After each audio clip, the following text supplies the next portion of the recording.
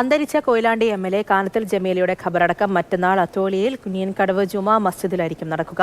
December 2-ന് Kozhikode CPM ജില്ലാ committee ഓഫീസിലും Koyilandy town ഹാളിലുമാണ് പൊതുദർശനം. കോഴിക്കോട്ടെ സ്വകാര്യ ആശുപത്രിയിൽ ഇന്നലെയായിരുന്നു അന്ത്യം. ഇംതിയാസ് കരീമാണ് നമ്മളോടൊപ്പം വിവരങ്ങളുമായി ചേർന്നത്. ഇംതിയാസ്, ഖബറടക്കം പൊതുദർശനം ഉൾപ്പെടെയുള്ള കാര്യങ്ങൾ ഇപ്പോൾ എങ്ങനെയാണ് ക്രമീകരിച്ചിരിക്കുന്നത്? ഒപ്പം രാഷ്ട്രീയ ലോകം അവസാനം എങ്ങനെയാണ് ഇപ്പോൾ കാനത്തിൽ ജമീല എന്ന പ്രഗത്ഭയായ രാഷ്ട്രീയ പ്രവർത്തകയെ ഓർക്കുന്നത്?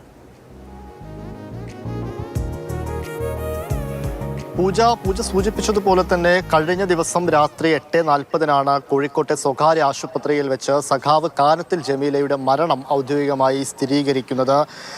US-ൽ നിന്ന് ഒരു മകൻ നാട്ടിലെത്താനുണ്ട്. കാനത്തിൽ ജമീലയുടെ മകൻ എത്താനുണ്ട്. മകൻ എത്തിയതിനു ശേഷം ഖബറടക്കമടക്കമുള്ള സംസ്കാര ചടങ്ങിലേക്ക് കടക്കാം എന്നൊരു തീരുമാനം ഇന്നലെ തന്നെ ആശുപത്രിയിൽ വെച്ച് കുടുംബവും രാഷ്ട്രീയ നേതാക്കളും ഒക്കെ ചേർന്ന് എടുക്കുകയായിരുന്നു. ആദ്യം കോഴിക്കോട്ടെ CPM ജില്ലാ കമ്മിറ്റി ഓഫീസിലായിരിക്കും ഡിസംബർ 2-ന് ഈ പറഞ്ഞ പോലെ പൊതുദർശനം ഉണ്ടാവുക. പിന്നീട് കൊയിലാണ്ടി ടൗൺ ഹാളിലും പൊതുദർശനം ഉണ്ടാകും. പിന്നീട് വീട്ടിൽ കൊണ്ടുപോയതിനു ശേഷം അത്തോളിയിലെ കുനിയിൽക്കടവ് ജുമാ മസ്ജിദിൽ ഖബറടക്കം എന്നുള്ള രീതിയിലാണ് ഇപ്പോൾ കാര്യങ്ങൾ ക്രമീകരിച്ചിരിക്കുന്നത്. ഇന്നലെ തന്നെ CPM-ന്റെ സംസ്ഥാന സെക്രട്ടറി ആയിട്ടുള്ള MV ഗോവിന്ദൻ, മന്ത്രി മുഹമ്മദ് റിയാസ്, MK രാഘവൻ MP തുടങ്ങി നിരവധി നേതാക്കൾ ആശുപത്രിയിൽ എത്തുകയും അന്തിമോപചാരം അർപ്പിക്കുകയും ഒക്കെ ചെയ്തിട്ടുണ്ട്.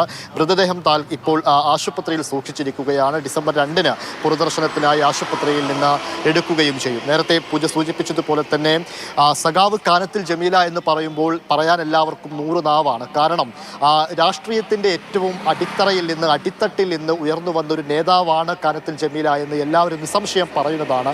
ഒരു LIC ഏജന്റായി പ്രവർത്തിക്കുന്ന കാലത്താണ് SFIയിലൂടെ പ്രവർത്തന രംഗത്തേക്ക് വന്ന് KSUവിനെ ക്യാമ്പസിൽ തോൽപ്പിച്ച് ഉയർന്നു വന്ന നേതാവ്. പിന്നീട് ജില്ലാ പഞ്ചായത്ത് അംഗമാവുന്നു, ബ്ലോക്ക് പഞ്ചായത്ത് അംഗമാവുന്നു, ഗ്രാമപഞ്ചായത്തിൻ്റെ പ്രസിഡന്റ് ആവുന്നു. അങ്ങനെ 2021-ലാണ് കേരളത്തിലെ മലബാറിലെ ഒരു മുസ്ലിം വനിത CPM-ന്റെ MLA ആയിട്ട് രംഗപ്രവേശനം ചെയ്യുന്നത്. അങ്ങനെയൊരു പദവി കൂടെ, ആദ്യത്തെ മുസ്ലിം വനിതാ MLA എന്ന ഒരു പദവി കൂടെ, ആ ഖ്യാതി കൂടെ കാനത്തിൽ ജമീലക്ക് എക്കാലത്തും ഉണ്ട് എന്നുള്ളതാണ് ഏറ്റവും ഓർമ്മിക്കപ്പെടുന്ന ഒരു കാര്യമെന്ന് പറയുന്നത്.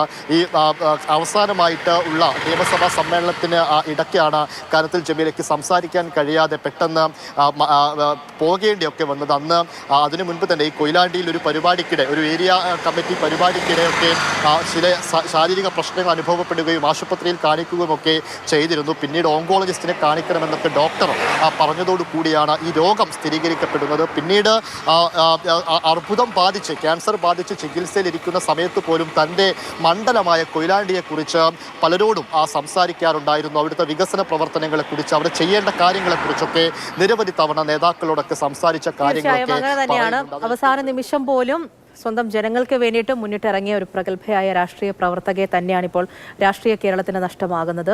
കാനത്തിൽ ജമീലയുടെ ഖബറടക്കവും അതോടൊപ്പം തന്നെ പൊതുദർശനവും ഉൾപ്പെടെയുള്ള കാര്യങ്ങളുമായി ബന്ധപ്പെട്ടുള്ള ക്രമീകരണങ്ങൾ, വിവരങ്ങൾ കൂടിയാണ് ഇപ്പോൾ ഇംതിയാസ് നമ്മളെടുത്ത് പങ്കുവച്ചത്.